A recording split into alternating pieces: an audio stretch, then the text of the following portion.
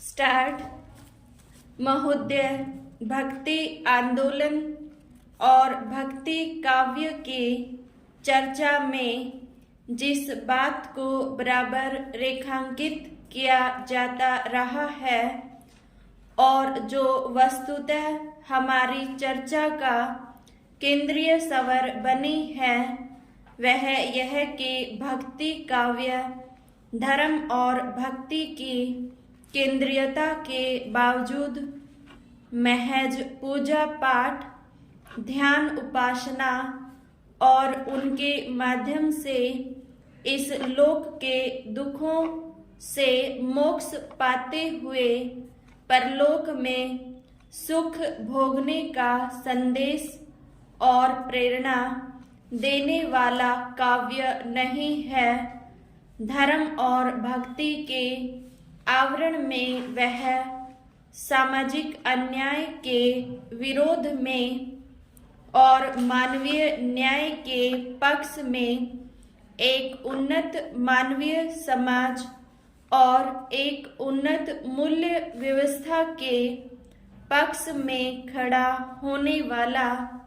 और उसके लिए संघर्ष करने वाला काव्य है विराम।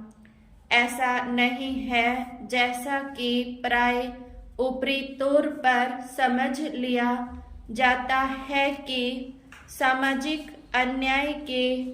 विरोध में मानवीय न्याय के पक्ष में निर्गुण संतों के स्वर ज्यादा मुखर हैं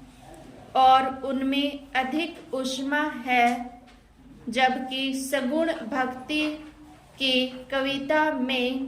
परंपरागत सामाजिक संरचना का प्राय समर्थन हुआ है और उसमें चली आ रही सामाजिक सोच को भी गाढ़ा किया गया है विराम।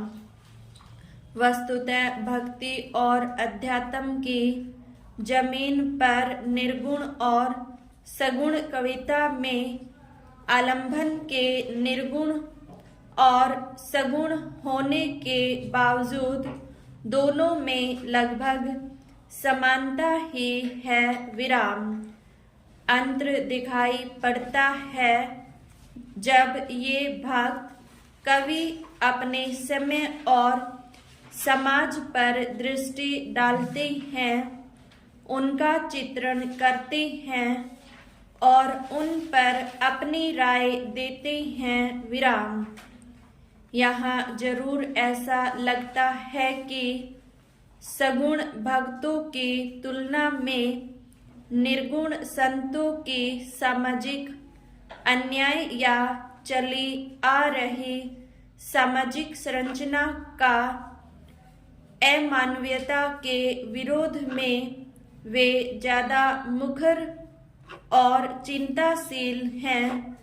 परंतु इस निर्णय पर पहुंचने के पहले हमें निर्गुण संतों और सगुण भक्तों की रचनाशीलता से समग्रता में साक्षात्कार करने की, उससे ऊपर ऊपर ही नहीं भीतर तक पढ़ने और सुनने की जरूरत है विराम।